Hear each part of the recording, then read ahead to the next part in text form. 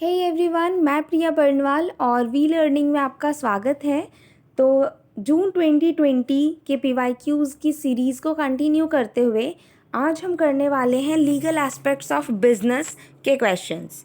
Okay, legal aspects of business के questions देखेंगे हम विद डिटेल्ड एक्सप्लेनेशन। सारा कुछ मैं डिटेल में समझाऊंगी आपको।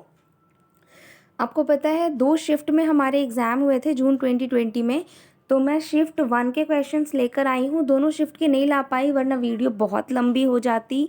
तो हम इसी जितने क्वेश्चंस आए थे शिफ्ट 1 में उन सभी क्वेश्चंस को हम डिटेल में समझेंगे, हर एक क्वेश्चन को।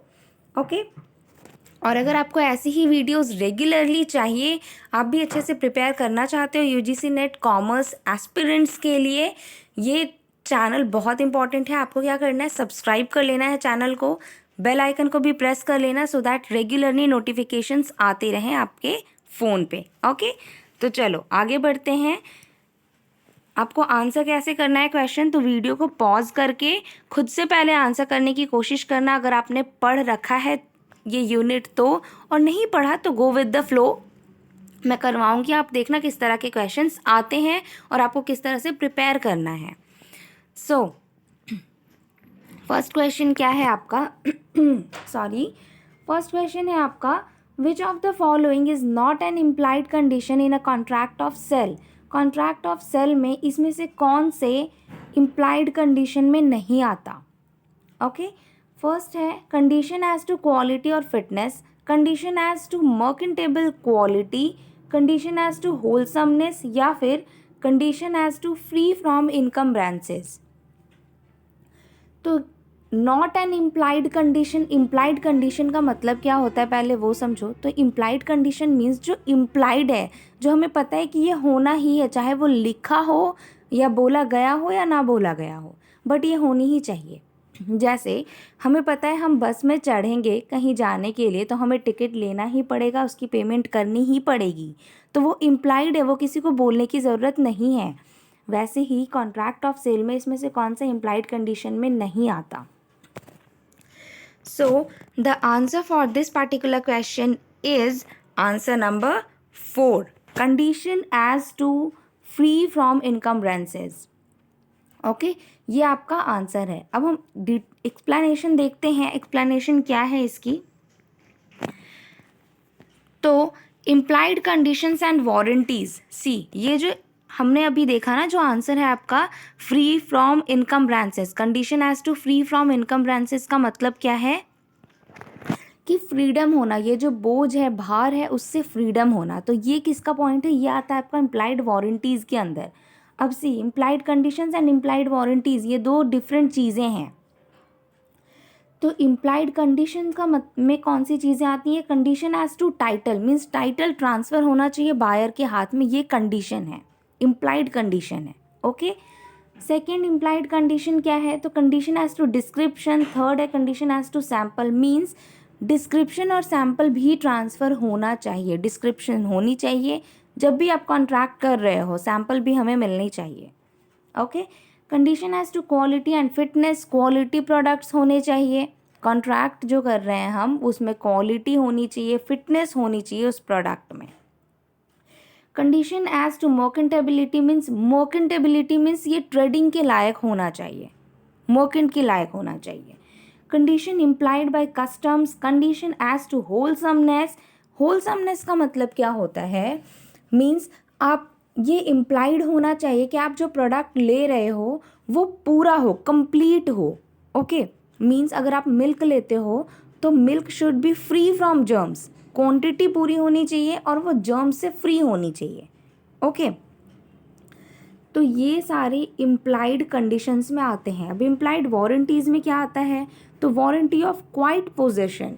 क्वाइट पोजेशन का मीन्स का मतलब क्या है, पीसफुली पोजेशन ट्रांसफ़र हो जानी चाहिए, किसी तरह की के कॉन्फ्लिक्ट नहीं आने चाहिए। ओके, ये इम्प्लाइड वारंटीज़ में आएगा। Warranty of freedom from encumbrances, तो किसी तरह का लड़ाई झगड़ा, किसी तरह का भार नहीं होना चाहिए हमारे सिर पर, वो उससे फ्रीडम होनी चाहिए। Warranty of freedom from encumbrances ये बोलता है हमें। Warranty as to usages of trade, trade की यूजेज सही तरीके से होनी चाहिए, उसकी वारंटी होनी चाहिए। Warranty to disclose dangerous nature of goods, ये वारंटी होनी चाहिए कि जो भी हम प्रोडक्ट ले रहे हैं उसका नेचर कैसा है, अगर वो किसी तरह से डेंजरस भी है हमारे लिए तो वो भी हमें पता होना चाहिए। लाइक आप एक सिंपल सा एग्जांपल ले लो, मॉर्टीन जो होता है जो हम घर पे चलाते हैं मच्छर को भगाने के लिए, तो वो उसमें लिखा होता है वो बच्चों से दूर रखो, ठीक है, क्योंकि वो खा लेंगे या मुंह में चला गया तो इट विल हार्म, राइट। तो ये सारी चीज़ें मेंशन होनी चाहिए नाउ। तो इसलिए आपका आंसर क्या है, वारंटी ऑफ फ्रीडम फ्रॉम इनकम्ब्रेंसेस, क्योंकि ये इम्प्लाइड कंडीशन नहीं है, ये इम्प्लाइड वारंटीज में आता है। ओके, अब हम नेक्स्ट क्वेश्चन पे आते हैं। नेक्स्ट क्वेश्चन क्या बोलता है, विच of the following does not come under the definition of information under RTI act 2005। तो इसमें से कौन सा RTI एक्ट के अंदर, RTI एक्ट 2005 के अंदर इंफॉर्मेशन को जो डिफाइन किया गया है ना, तो इसमें से कौन सा पॉइंट उसमें कंसीडर नहीं किया जाता है, log books, circulars, file notings in the process, data material held in any electronic form, कौन सा। तो आपको वीडियो को पॉज करके खुद से आंसर करने की कोशिश करनी है। Now the answer for this question is 3। Okay, third है आपका answer, file notings in the process. तो file notings in the process ये मेंशन नहीं है इंफॉर्मेशन की डेफिनेशन में। अब हम देखते हैं कौन सी चीज़ें मेंशन है डेफिनेशन में। तो हमारा राइट टू इंफॉर्मेशन एक्ट जो है 2005 में का, वो आया कब है, 12 अक्टूबर 2005 में आया है। Now right to information is a part of fundamental rights under article 19 subsection 1 of the constitution of India. India की जो कॉन्स्टिट्यूशन है बना है उसमें आर्टिकल 19 सबसेक्शन 1 के अंदर फंडामेंटल राइट्स के अंदर कंसीडर किया जाता है राइट टू इंफॉर्मेशन को। ओके, अब सेक्शन 2F में RTI एक्ट को RTI एक्ट में डिफाइन किया गया है इंफॉर्मेशन को, जो बोलता है इंफॉर्मेशन में जो मटेरियल है वो किसी भी फॉर्म में हो सकता है, चाहे वो रिकॉर्ड्स हो, documents, memos, emails, opinions, advises, press releases, circulars, orders, log books, contracts, reports, papers, samples, models, data material held in any electronic form.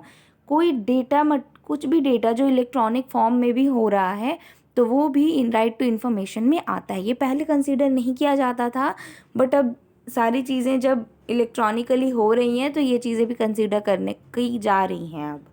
And वो सारे इन्फॉर्मेशन जो प्राइवेट बॉडी से रिलेटेड है बट पब्लिक अथॉरिटी उस तक access कर सकती है, तो वो भी आपका राइट टू इंफॉर्मेशन एक्ट में डिफाइन किया गया है।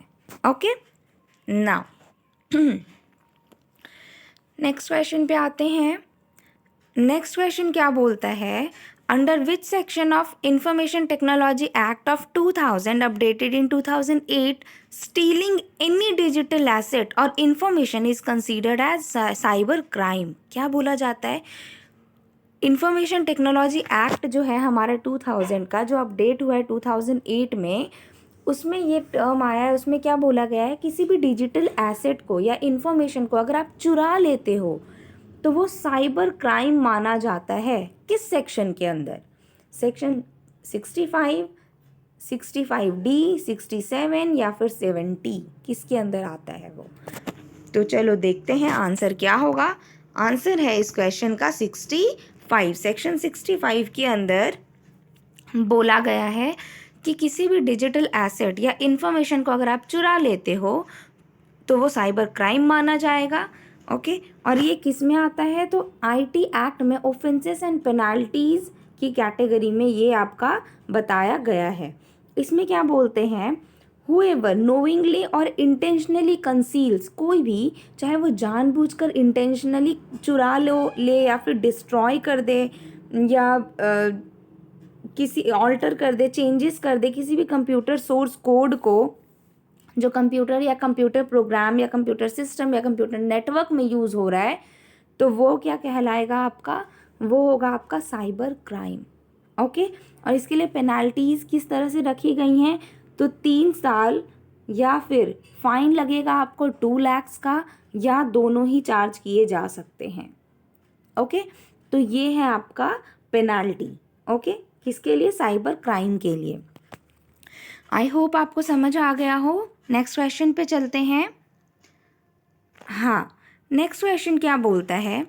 Out of the following which are not the features of GST 2017 in India, इसमें से कौन सा GST 2017 जो हमारा इंट्रोड्यूस हुआ है इंडिया में, इसमें से कौन सा GST के फीचर्स नहीं है?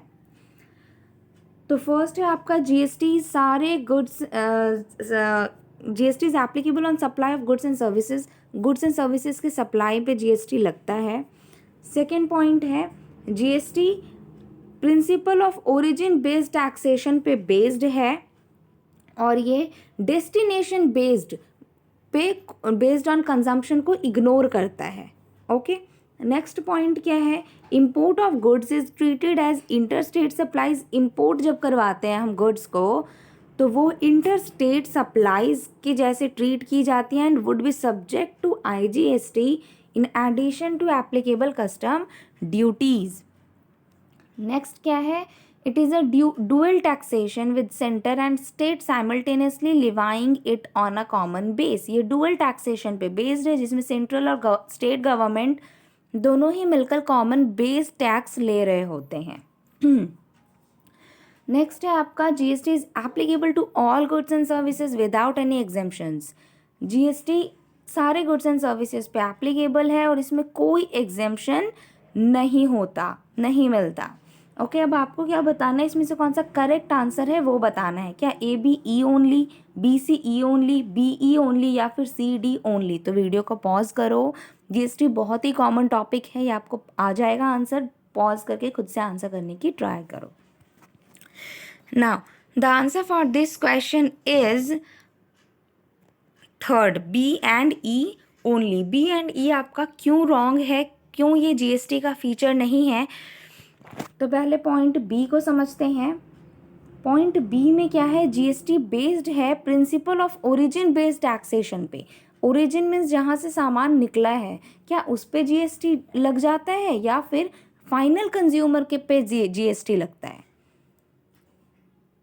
तो किस पे लगता है? Final consumption. फाइनल कंजम्पशन जब हम कर रहे होते हैं किसी भी गुड का, तो तब GST हमारा उस पर अप्लाई हो रहा होता है। सो इसलिए ये रॉन्ग है, ये उल्टा लिखा हुआ है इस स्टेटमेंट में। Okay, A, C and D आपका करेक्ट है। E रॉन्ग है आपका। GST क्या सारे गुड्स एंड सर्विसेज पे एप्लीकेबल होते हैं? नहीं, सब पे नहीं है। Yes, whether GST levied on all goods and services, तो yes, except alcoholic liquor. Alcoholic liquor जो होते हैं ह्यूमन कंजम्पशन के लिए, ओके, अल्कोहल वगैरह जो होते हैं, या फिर पेट्रोलियम क्रूड हो गए, diesel, petrol, ATF, natural gas, इन चीज़ों पे GST अब तक नहीं लगा हुआ है। हाँ, बट पेट्रोल पे GST लगने की बात चल रही है अभी, देखो कब तक लगता है। ओके, नाउ नेक्स्ट क्वेश्चन पे आते हैं हम। नेक्स्ट क्वेश्चन है आपका, which one is false as per the relevant provisions of the Indian contract act 1872। इसमें से कौन सा फॉल्स है? ओके, इंडियन कॉन्ट्रैक्ट एक्ट जो है हमारा 1872 का, इसमें से कौन सा फॉल्स प्रोविज़न बता रहा है? तो फर्स्ट है आपका, avoid agreement is one that is not enforceable by law. एक वॉइड अग्रीमेंट वो होता है जो लॉ के द्वारा इन्फोर्सेबल नहीं है। Assignment is the obvious mode of discharge of a contract when a party waives its right under the other party is released of its obligations under the contract. Next point क्या है? Whether the subject matter of a contract is destroyed for no fault of the promisor, the contract does not become void by impossibility of performance. तो आपको false वाला बताना है, इसमें से कौन सा गलत है। तो खुद से पढ़ो, रीड करो and try to understand by own. Okay, now so answer for this particular question is answer 2। Second point आपका गलत है। क्यों गलत है सेकेंड पॉइंट? तो एक बार ही देखते हैं। देखो कुछ क्वेश्चंस हमें एलिमिनेट करके भी करने होते हैं। अगर कुछ नहीं समझ आ रहा है तो एलिमिनेट करके आंसर करने की कोशिश करो। देखो क्या first, third and fourth right है? तो हाँ भाई, अगर वो राइट है तो सेकेंड रॉन्ग है। अब क्या है, एक वॉइड कॉन्ट्रैक्ट होता क्या है? तो वॉइड कॉन्ट्रैक्ट वो कॉन्ट्रैक्ट हैं जो लीगली इन्फोर्सेबल नहीं होते starting from the point it was created. जब वो बनाए गए थे तभी से वो सही नहीं होते, वो लीगली इन्फोर्सेबल नहीं होते। ओके, जैसे एग्जाम्पल है यहाँ क्या, Bobby agrees to make an artistic painting for Joseph. Bobby ने अग्रीमेंट करा हुआ है जोसेफ के साथ कि हाँ भाई मैं तुम्हारे लिए आर्टिस्टिक पेंटिंग बनाऊंगी और उसके बदले मैं आपसे एडिक्वेट कंसिडरेशन भी चार्ज करूंगी। ओके, बट कुछ दिन के बाद बॉबी की डेथ हो जाती है इन अ रोड एक्सीडेंट। अब कॉन्ट्रैक्ट क्योंकि इम्पॉसिबल हो गया है आपके आपके परफॉर्म करने के लिए, it becomes a void contract. अब जो वो बंदा, वो बॉबी रही नहीं, शी डाइड, तो वो पेंटिंग कैसे बना सकती है? So the contract becomes impossible to perform. Contract नहीं कर सकते अब हम, तो अब ये क्या हुआ, वॉइड कॉन्ट्रैक्ट कहलाता है। Now an impossibility of performance. Impossibility of performance का मतलब क्या होता है कि अब आप उस वैसे परफॉर्मेंस जो आप कर नहीं सकते, वैसे कॉन्ट्रैक्ट जो नॉर्मल सर्कमस्टांसेस में भी नहीं किए जा सकते, फुलफिल नहीं किया जा सकते किसी भी एक पार्टी के द्वारा, एक या दोनों पार्टी के द्वारा। ओके, ये होता है आपका इम्पॉसिबिलिटी ऑफ परफॉर्मेंस, नेम से पता चल रहा होगा। नाउ नेक्स्ट पॉइंट क्या है, waiver by promisee. Waiver by promisee का मतलब क्या है, जो प्रोमिसी है may dispense with or remit wholly or in part the performance of the promise made to him. जो प्रोमिसी है वो खुद से मना कर देता है कि नहीं भाई अब मुझे ये कॉन्ट्रैक्ट नहीं करना, वो अपने राइट को खुद से ख़त्म कर देता है, मुझे ये कॉन्ट्रैक्ट नहीं करना। ओके, और me accept instead of its satisfaction which he thinks fit। in other words में contract may be discharged by remission। तो कॉन्ट्रैक्ट डिस्चार्ज खत्म हो जाते हैं खुद की सहमति से।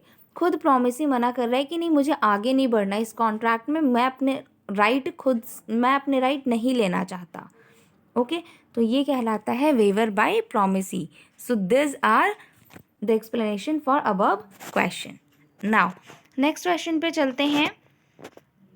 नेक्स्ट क्वेश्चन क्या है आपका, नेक्स्ट क्वेश्चन बोलता है विच one is the correct sequence implied in the Indian contract act 1872। इसमें से कौन सा करेक्ट सीक्वेंस है इंडियन कॉन्ट्रैक्ट एक्ट 1872 का? Offer of proposal, contract, promisee, agreement, acceptance. अब आपको क्या करना है, सिंपली इसको अरेंज करना है करेक्ट सीक्वेंस में। इंडियन कॉन्ट्रैक्ट एक्ट 1872 में जो डेफिनेशन दी हुई है कॉन्ट्रैक्ट के, उसको आपको सीक्वेंस में ये इन पॉइंट्स को अरेंज करना है। Now this are the options, तो वीडियो को पॉज करके खुद से आंसर करने की कोशिश करो। Now the answer for this particular question is 4 आपका करेक्ट आंसर है, AECDB। कैसे? जो आपका कॉन्ट्रैक्ट एक्ट 1872 में, उसमें कॉन्ट्रैक्ट को डिफाइन करने के लिए क्या बोला गया, सबसे पहले आपको ऑफर करना होता है अपने कॉन्ट्रैक्ट को, फिर आपकी कॉन्ट्रैक्ट की एक्सेप्टेंस होती है, एंड देन दोनों पार्टीज कॉम्पिटेंस होती हैं कि हाँ भाई चलो हम कर लेते हैं कॉन्ट्रैक्ट। फिर कंसिडरेशन की बात होती है कि कितनी चीज़ें ली जाएंगी, वो लेन देन वाली बात हो जाती है। ओके, नेक्स्ट क्या है, free consent. Free consent means दोनों की रजामंदी से होनी चाहिए, कॉन्ट्रैक्ट में कोई जोर ज़बरदस्ती नहीं होने चाहिए। Okay, and must not be declared void. और कॉन्ट्रैक्ट वॉइड नहीं डिक्लेयर्ड होने चाहिए, गलत नहीं, स्टार्टिंग से ही गलत नहीं डिक्लेयर्ड होने चाहिए। ओके, तो ये करेक्ट सीक्वेंस है आपका। सो answer for this question is number 4। Okay, now अब हम चलते हैं नेक्स्ट क्वेश्चन पे। नेक्स्ट क्वेश्चन क्या बोलता है, देखो, मैच लिस्ट 1 विद लिस्ट 2। ये दो लिस्ट दिए हुए हैं, उनको आपको मैच करने हैं। Now limited liability partnership, particular partnership, partnership and mutual agency, and list 2 में कौन सी चीज़ें हैं, तो लिस्ट 2 में डेफिनेशन है इन सभी के। It can be formed with a minimum of 2 individuals और body corporate through their nominees.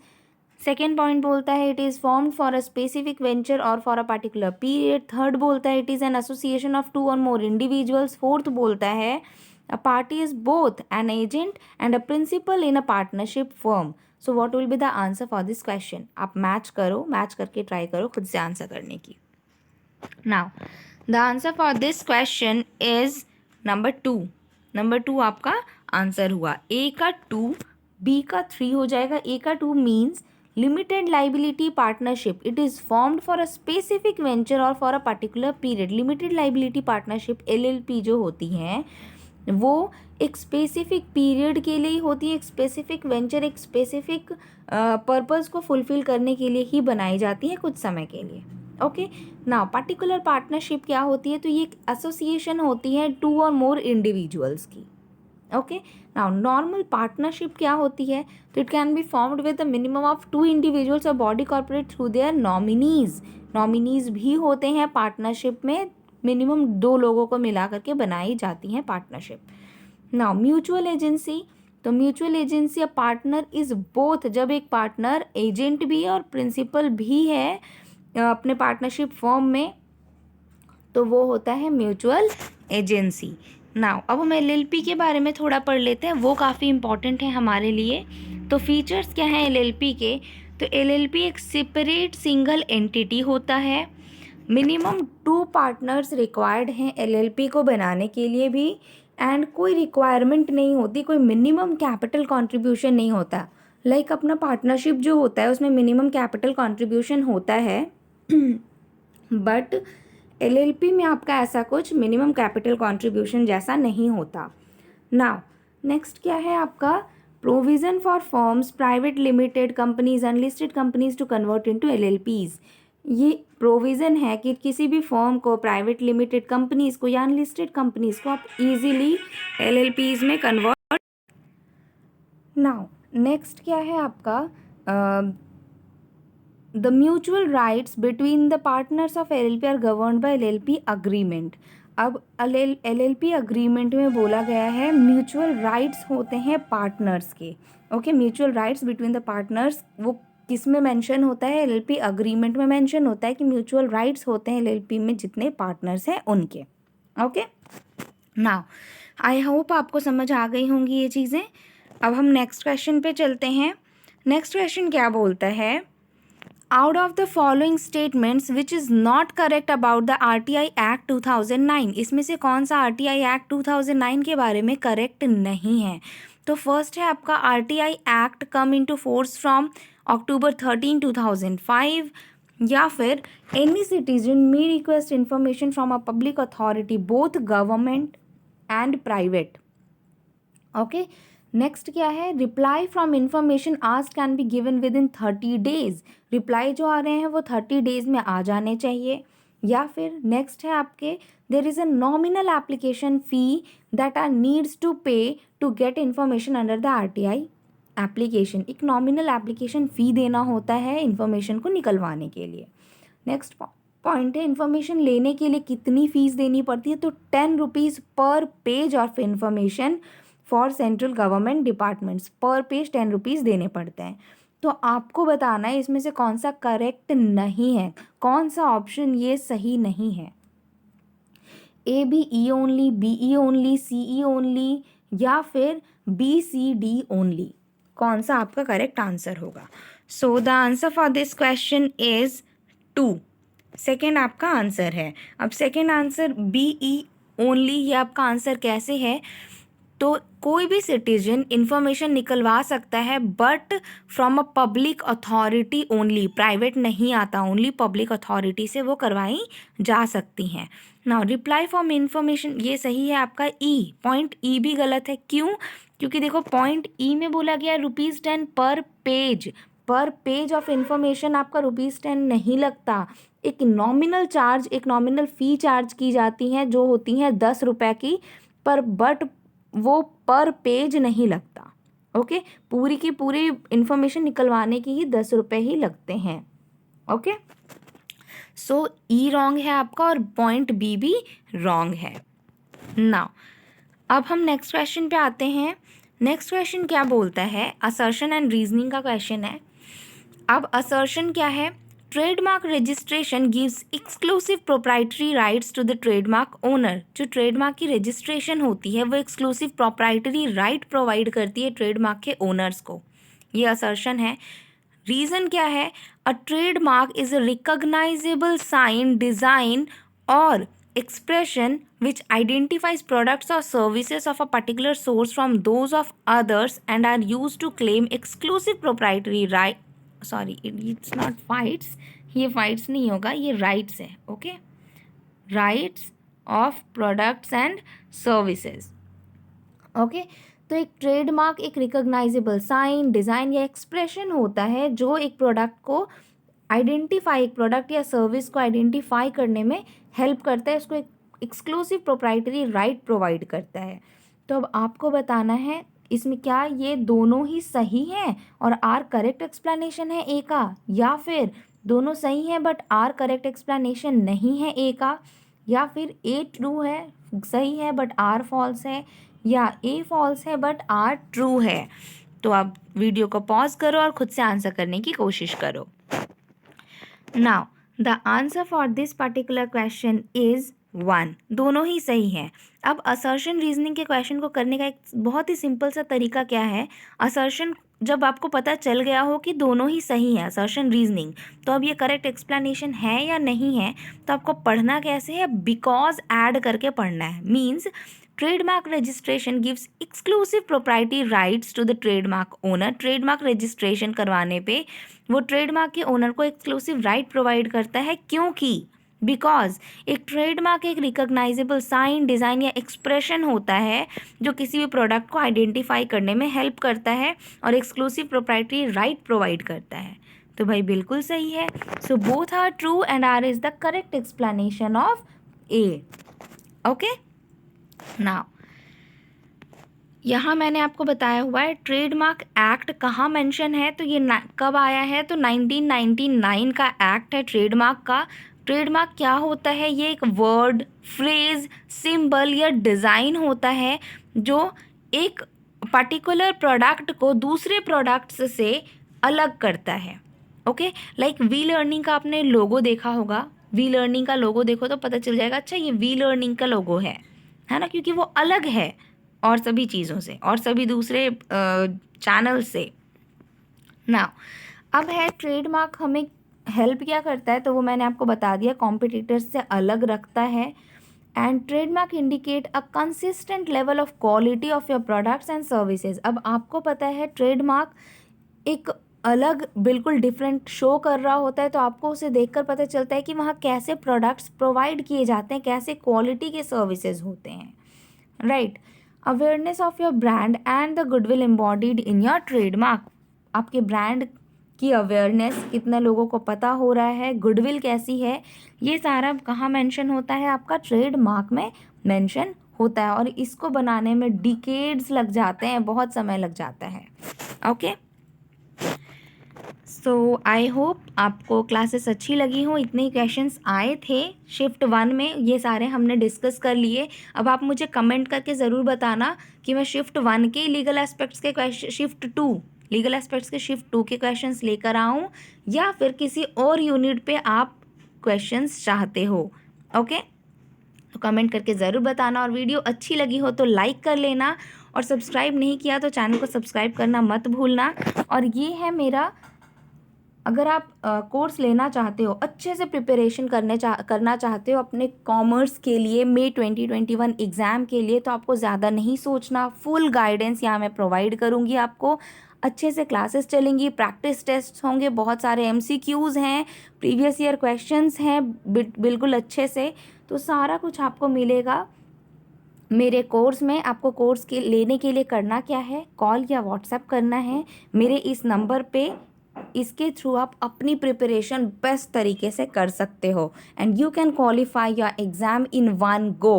Okay, तो मिलते हैं अब नेक्स्ट वीडियो में, नेक्स्ट क्लास में। आप कमेंट करके ज़रूर बताना आपको कौन से वीडियो चाहिए, कौन से क्लास मैं लेकर आऊँ, कौन से यूनिट पे। Okay, so keep learning. Thank you for watching.